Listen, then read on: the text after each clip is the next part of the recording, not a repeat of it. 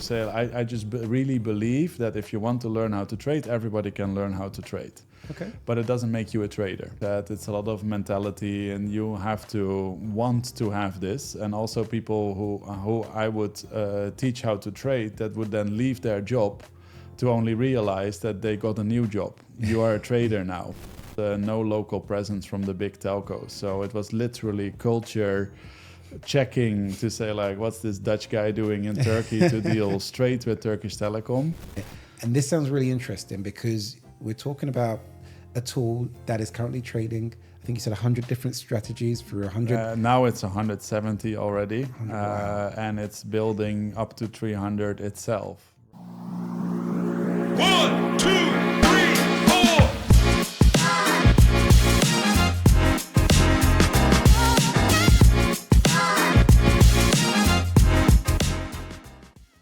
Hello and welcome back to another episode of Digital Transformation Talks with Akadis Global. I'm your host, Khalid Akande, and today I'm joined by Bas Kooijman, who is CEO and co-founder of DHF Capital. So Bas, welcome to the show. Excited to hear your story today and dive into all things AI, tech, and finance with you. But let's just start with a bit about yourself and your company and how you've grown to the state you are today. Well, thank you for having me today. So I started trading actually 11 years ago. Okay. I had my telecom company at that moment, and we were expanding to 35 different countries. And we traded in 7 different currencies. So the trading and the currency trading became like a natural necessity, to be honest. Okay. From there on, when I was able to later exit the telecom sphere, which is always 24/7, I was happy to switch to finance actually. Okay. So now you're in finance full time, having moved away from that.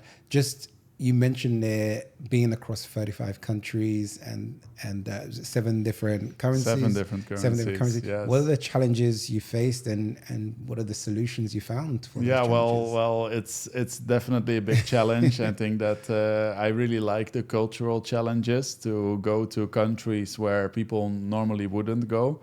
So the edge I had in my telecom company, to say in financial terms, is that I went to every country where the big telcos did not have a local activity. Okay. So, for example, Vodafone, British Telecom, they all have their 30, 40 countries where they deal with themselves. Yeah. But they don't deal with the rest of the world. And there's like 190 countries you can call. Yeah. So I went just step by step to the places where there was volume, there was market, but there was no local presence from the big telcos. So it was literally culture checking to say, like, what's this Dutch guy doing in Turkey to deal straight with Turkish Telecom? And one of the reasons that they did not go there was mostly currency. Okay. So not being able to trade in the right currencies, difficult currencies to get your hands on.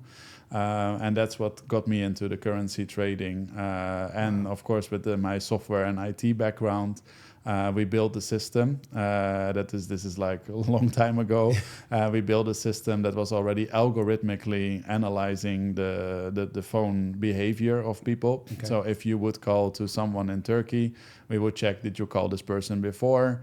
How long is your average call or to this country? And how much Turkish lira will I need when you hang up? So we would pre-reserve the foreign currency, and therefore we would exactly know how much the bill would be.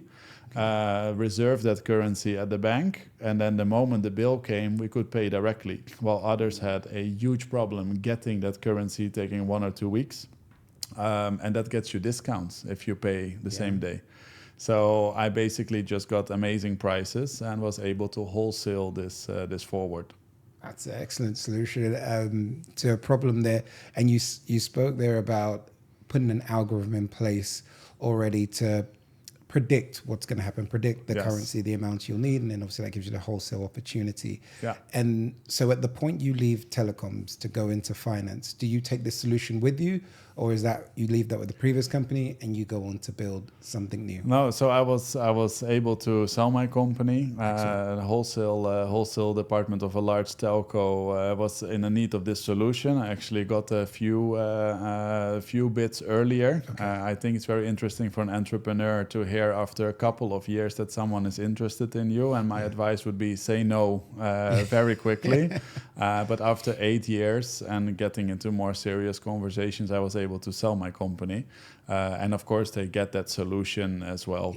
Yeah. No, excellent. And that's a great piece of advice there, because I think a lot of entrepreneurs will have that scenario early on where you'll get the early offer, right? Yeah. And your advice, and I agree with your advice, is take that early offer as a signal. It's a compliment. That you're doing something right. It's a compliment. So that you keep do going something right, and yes. establish yourself and build yourself. So you sell that company, and with it the IP for that solution.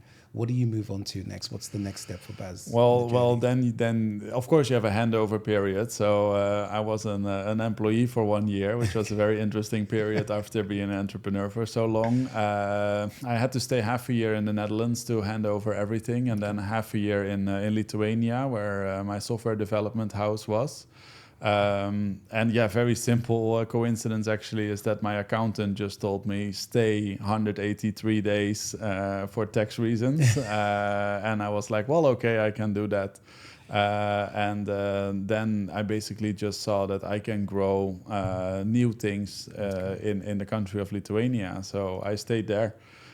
For quite a while, and seeing it as a growing country, and that country has made huge improvements over the last 10 years. So happy to be like active on that growth journey of a country entering European Union and flying now to one of the actual financial areas in Europe. Oh, wow, that's amazing. So then, talk to us about. You have DHF now, which is your company and your CEO and co-founder. What are the main solutions in finance that you're building and providing to clients with that? Yeah, so I got quite did my job well in trading for myself. I actually joined an educational company from New York from my technical background to show people technical analysis and technical trading. And when you are in touch with people that want to learn how to trade, I can teach everyone how to trade. And that's not to say, I just really believe that if you want to learn how to trade, everybody can learn how to trade. Okay. But it doesn't make you a trader. Right. So the problem is that trade is a lot of mindset, it's a lot of mentality, and you have to want to have this. And also people who I would teach how to trade that would then leave their job to only realize that they got a new job. You are a trader now, and it's a serious profession, and they may go back to their old job because that had way more passion. So money is one thing, but passion you need to check. If you have passion for trading, other people come to you and say, can you just trade for me with your part of your passion? So I started the Friends and Family Fund, which in Netherlands is up to 50 people, up to 3 million. You can help friends and family to invest, in my case, trade. Okay.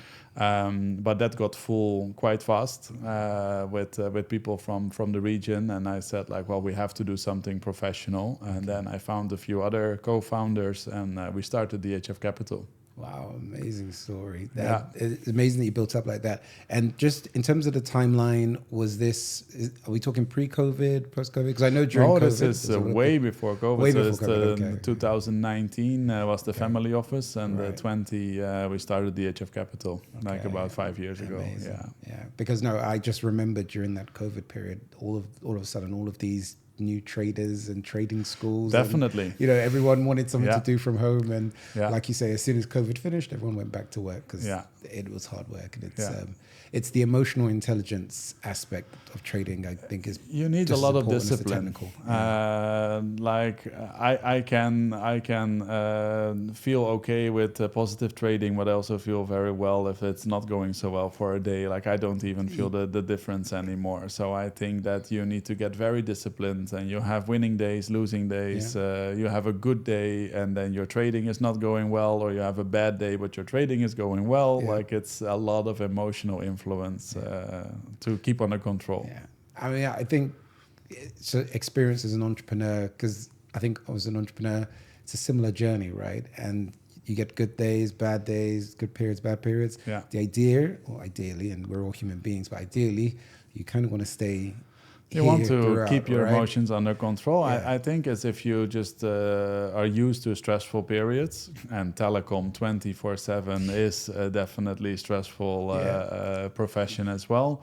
Then trading is in line with that level of stress options. No, I get that completely. So something we're doing at the minute in terms of digital transformation and implementation. So we're doing a large scale implementation for a telecoms company who provides services across all of Africa. So they're trying to bring all of these groups and companies under one solution. Nice. Which is nice, but like I say, it's telecoms and it's very stressful. And I think for me, the one of the reasons also after 8 years to make this decision is that it was really 24/7. It's like I had a Christmas evening at the dinner table with my laptop open to see if everything would still work, because you can have as many colleagues as you want or employees as you want, but you're still responsible. And we were responsible for a critical infrastructure. Like we had the 112 alarm number of Amsterdam region at some point for over a year. If that doesn't work, you'll have to go to the Ministry of Health to explain yourself. Well, the last 14 minutes, the line was down. So yeah, it was very stressful, but also very positive and very rewarding period. Yeah. Oh, excellent. So, I mean, you've built the fund now. You have the family fund. Now you've established it, if you like, with other co-founders into a fully fledged financial institution, trading company. Talk to me now about how, because previously you had found solutions and you had found opportunities, whether it was going to countries that larger organizations were not servicing, you found opportunities there, and then you found solutions in terms of how you're delivering and getting ahead of the market. What is it you do with DHF that now gives you the edge there? What technology are you onboarding to it's a good question. I think that the philosophy of DHF Capital at the start is that we know how to trade, and we know how you can make some serious income in trading. Of course, you have retail trading where people think that 20-30% a month is a sustainable solution. If you do that alone with your own money, I can even agree that that's possible. But it is really just like, it's not in a professional level, it's of an individual level who a person who trades with his own risk profile. Okay. If you go to hedge funds, and before we go to hedge funds, actually, if you go to general investing, people think 6% per year, 8% per year is a lot. Of course, yeah. And I feel that there is a way in the middle, a gap that was not really serviced, or at least not known by everyone. Okay. So I think that there's 15, 20,000 different funds in the world that all have about an average performance of maybe like 15, 16, 20% a year. Right. But they are not offered to the general public. We also don't offer to the general public. We're not having a retail license. Okay. But we have a option to provide our services to professional investors. Okay. And that can mean about $100,000, $150,000. That's a little bit the entry level. But even that market was not served. They would still be or at the bank or at or a large institutional asset manager that would give them the 8% options, maybe a 9 or 10% option, compete with this. Should I do real estate or should I do trading? And we just wanted to have a stable trading solution while we take it very slow. If you compare it to traders, we take it very slow, and we just want 1% a month, 1.5%, 2% a month, close the trades and finish. So we trade actually way smaller than any retail trader would do. And also sometimes we just stop. So if halfway of the month or 2/3 of the month we feel that we have a good return, we just stop trading. We close everything. We have a week of doing other things, because the only thing what can happen is you can lose what you already made. Okay. And that's a mentality and a mindset as well. Okay. Yeah, so we manage the mindset of the investors that they don't have to think about it. Right. They get a monthly update, and it's a very, very stable product because we just know what our target is, and then we make it happen. If we can make it happen every month, we make it happen every month. Wow. So you're offering a service to professional investors. Yes. But like you say, you're also in competition with the banks, the hedge funds, and maybe more established names who, like you say, will more than likely be doing 15 to 16%, but they know really all they need don't to offer offer this. No. Yeah, it's just a bit more than real estate investments for those type of investors. So what's currently, obviously without giving away trade secrets, but what are you doing, or what are you doing from a technology point of view that gives you an edge? Because I know in finance today, obviously whilst a lot must be done to take care of governance, technology is playing... It's key. Is key now, and it's playing more of a role. Absolutely. When we talk about technology, that's AI as well, but it's data, it's reporting, it's the whole infrastructure. Yeah. What does that look like for you in terms of your growth and separating yourself from the competition? Yeah, so we did that from day one. We chose risk as our automation factor at the start. So we work with many traders. They all have a trading account of the same size, so they kind of don't know how much they're trading. They all have $100,000 account. Okay. Then we have a proprietary risk system that we built that has a daily limit, a weekly limit, and a total limit. Right. Well, total they should never reach. And basically what happens is that, for example, you have 1% risk a day. If that happens at 11 a.m. in the morning, you just go home. That's it. You don't trade anymore today. If it's 3% a week and you're on the negative side on Thursday, you don't have a Friday work day. But also on the opposite, maybe you're already on your target on the positive side, and it's just like, well, take a holiday because you've done your job. So we are taking a very systematic approach and completely automated on the downside. So on the positive side, we can let them run, let your winners run, cut your losses short. But basically, that's our philosophy in trading, and it's very systematic, and therefore it works. Okay, so I mean that's incredible that you've got that automation there, like say, to obviously protect, and you know, if someone outperforms, they have the option to continue on. But what with having all these traders and almost with the blind accountants, what are the other risks you face from, I guess, between receiving money from a client to handing it over to one of your traders to trade? You have the automation in the system, and that provides you some protection.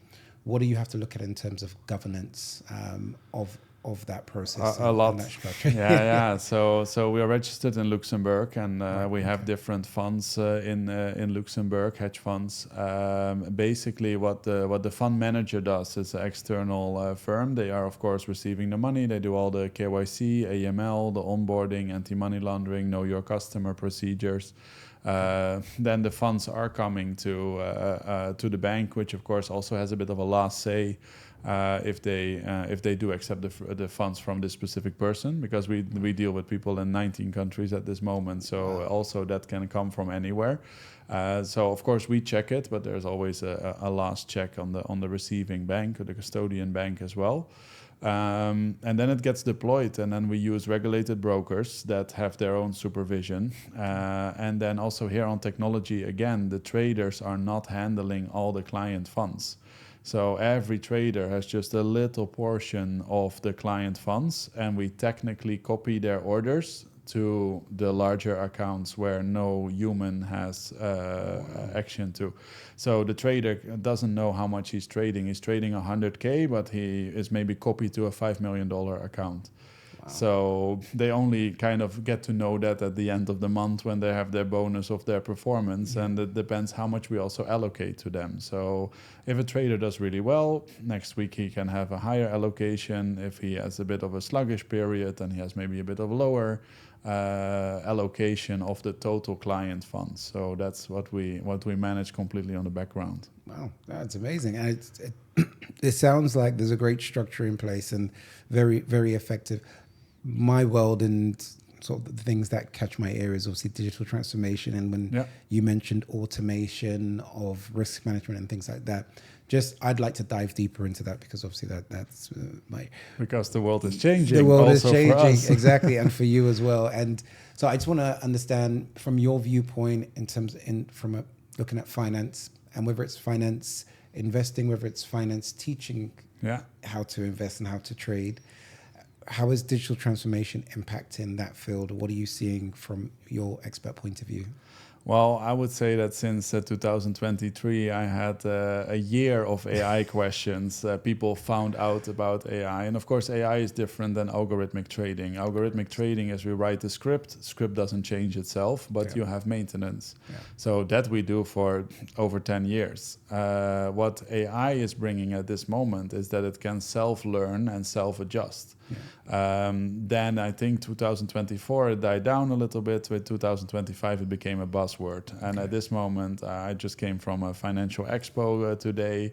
Some people just have all their products and it just put AI in front of everything. Yeah. So it's an AI call center, AI software, AI agent. Everything is AI nowadays. Yeah. And some really use AI for their products in the right way, and some using it as a buzzword of like, I'm an AI trader, and then what does it mean? AI tells me like a trade idea, but it's the same signal as you normally would get from an algorithm. So it's not that much different. Right. We started a project last year in DHF that is quite innovative. We built a data center specifically for this. We have a collaboration with AI from Elon Musk. I was one of the core developers in November 24 to get beta access. So I had like 1.5 year free credits, and I could build whatever we wanted at that point. Wow. And we built a completely autonomous trading fund. There's no people. So it has 5 different agents. One has the overview, one looks at the money, the other one looks at the risk, the other one looks at the news. They are all doing their own thing, and we can see what they are doing, but there is no human involved.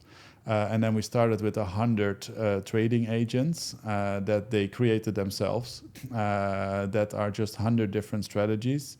And they start trading, and every 100 trades or so, which can be 5 minutes, can be 2 days, but every time there's a bit of significant amount of testing data or trading data, the 100 trades get uploaded to AI cloud, and they basically check if the settings of the bot should change, and then the bot changes and it starts trading again.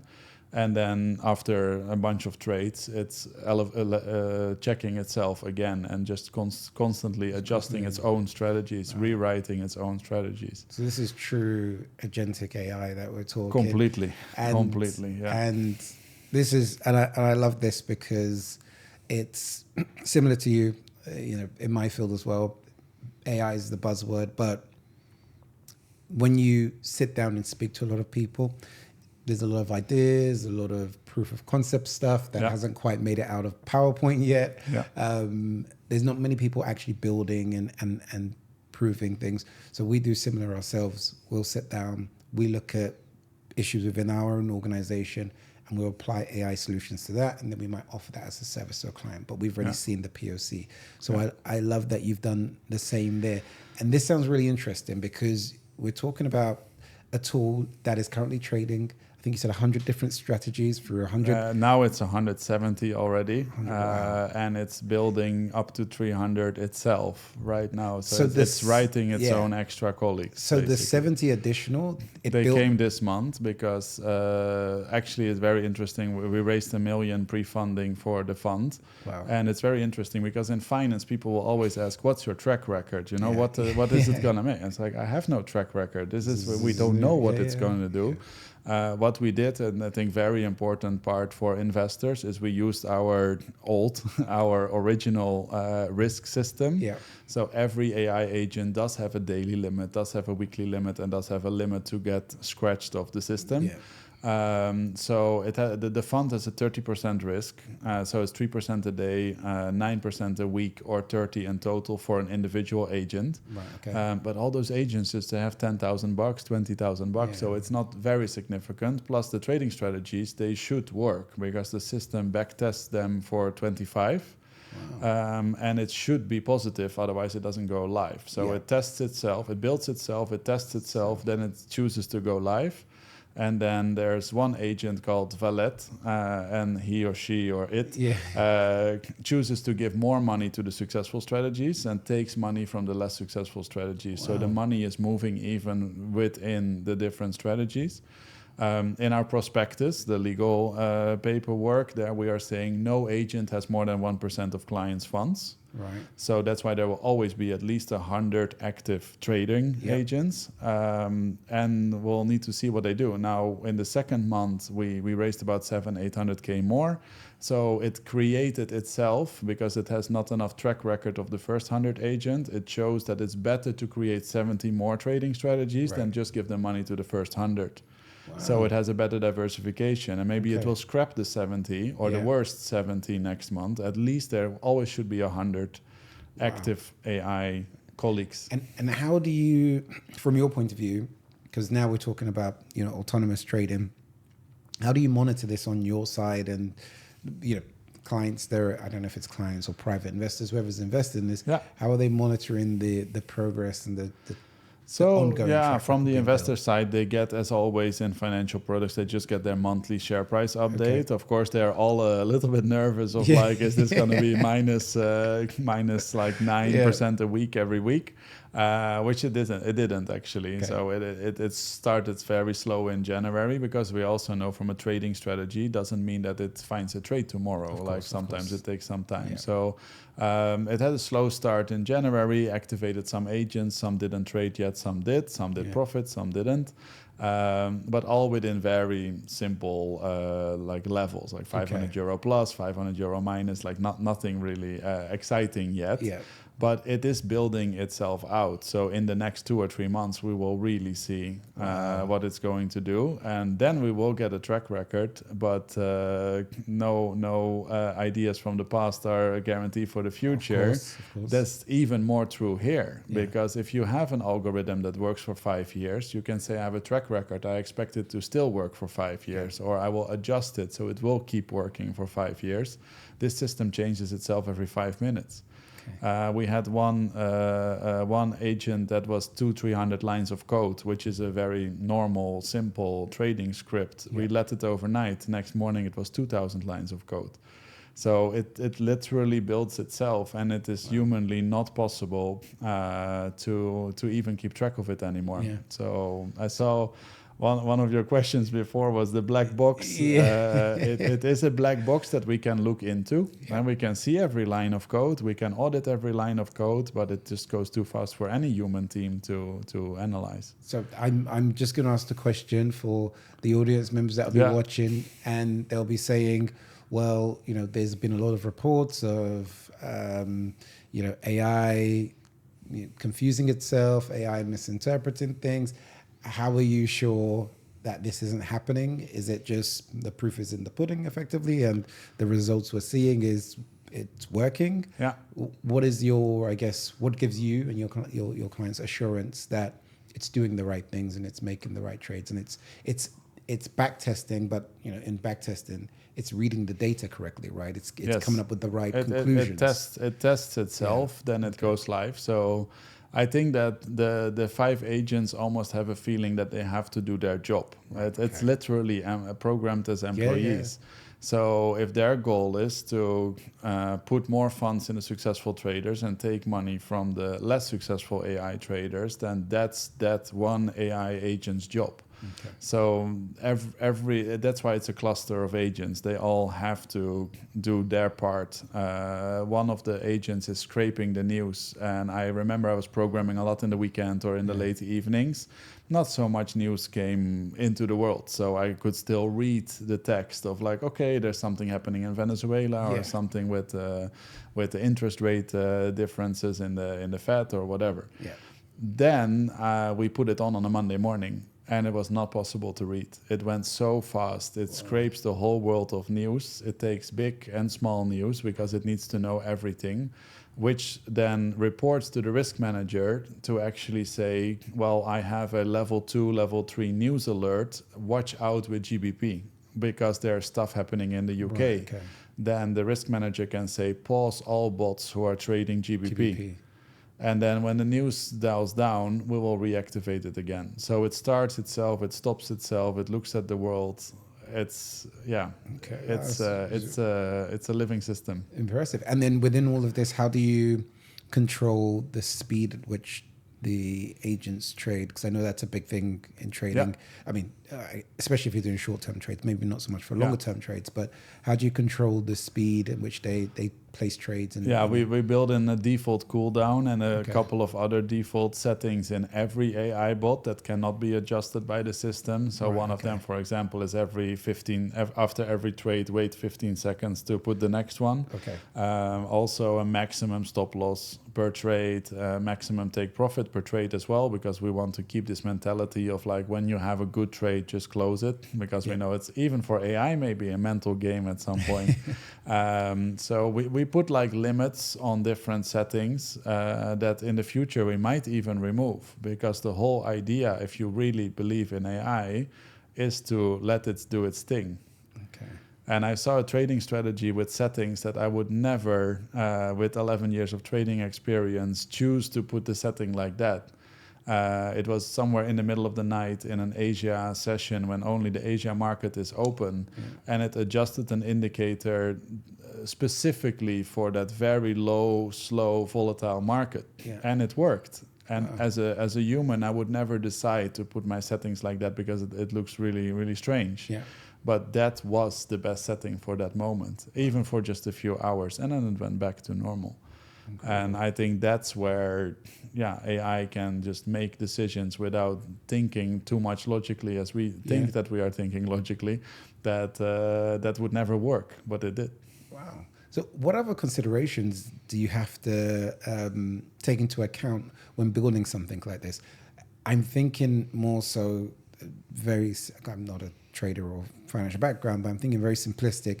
If your data center, for example, is in Luxembourg, what does it mean for your ability to trade, obviously, in the US, in Asia, in different localities? Yeah. Is there anything different you need to do in that regard? No, not that much. So the data center connects to the brokers, and the brokers can be in London, in Amsterdam. Our data center actually built in Lithuania, in a data center where it's like everything in Lithuania, fiber cables, everything is new. From the country is only about 30 years old, so everything is new.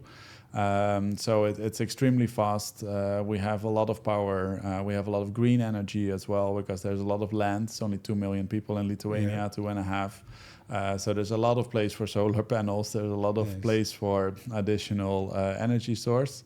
And we built the data center just on, like, most of it is calculated in the rack itself. A lot of it is even on the technical side, even completely shielded off from the internet on pure private VLAN network. Oh, wow. So none of the trading data goes out of the data center. None of the information of trading accounts or something leaves the data center. It only APIs the orders out of the data center to the broker that needs to execute. Right. And I mean, you've just inadvertently answered another question of mine in terms of the security of your data and your trades. So that's, I mean, it sounds like you've not taken it off the grid, but you've made sure it's as private a line as possible, oversimplifying it just for the audience, but you've made sure it's as private a line as possible for all of the trading to avoid cyber attacks, data getting out, to obviously protect funds. Yeah, we chose last year in August to do the ISO 27001 as well for security. It was heavy on the company at the same time when you're building a data center and you want to be innovative. So you go from innovative to, we need to go back to right procedures. But it was very good to do at the end, to just have all those procedures in place, have all the security in place, 2, 3, 4 factor authentications. it goes very far. It goes from key cards plus fingerprint in the data center, like all kinds of, like everything is double, triple, quadruple secured. And indeed, like the data that goes out to analyze a bot is a very limited package of what the AI would need, the external AI would need. And actually, we want to go one step further, because for what we still use XAI's data center, which was a $4 billion data center that Elon put up.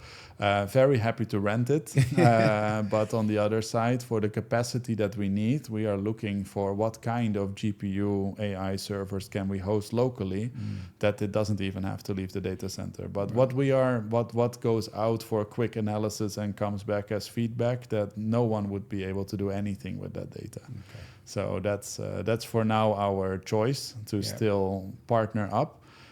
But in the long run, we can even do this internally. And the next long run is that you start to look in quantum computing, where that can be even more quicker in a very small desktop scale. And it's a lot more smaller scale. Yeah. So where do you see the future of this solution in relation to DHF? Is at the moment it's, I guess, a nice arm to your current organization, your current business, sitting alongside sort of traditional trading, if you like. Where do you see the future of this? Can it become just as big? Can it become bigger? Can it become the only thing for DHF? Well, the number one question in 2023 was, will everybody lose their job? And my answer was always like, well, not everyone, but you will see the difference between people who jump on the trend or jump on the technology and don't. I think in trading is the same at this moment for our other products. So this is indeed just one fund, one product, and we have some daredevil investors who now put their funds in there. But all our other products are running without AI. They are just running originally, they're running algorithms, and they have manual traders. So what I do see is that we monitor 6,000 traders over the world. It's our talent pool. We can see them all. Wow. We choose a top 600. Then we are weekly checking if there's in the top 50 any changes, if we want to work with someone or not. So this is our old way of working. And we actually choose those traders. And before it would be like 50-50 algorithmic trading and manual punching in the orders. At this moment, it's probably 90-95% is at least EA entry, algorithmic entry. Yeah. And that kind of goes to almost 100%. There's almost no one who looks at the charts and chooses manually to enter. So that is already a very big change. The number of 6,000 stays a bit the same of people that fall into the category of being able to hire. Some people fall off, some people come back, some people pause. I paused myself at some point for maybe half a year or a year, and then you just come back to it, because once a trader, always a trader, I think, because you just know how to generate funds for yourself. The moment that you learn that trick, you never lose it, I guess. You can go away, but the moment something happens in your life, you're like, well, I always have trading. So people come back to trading a lot.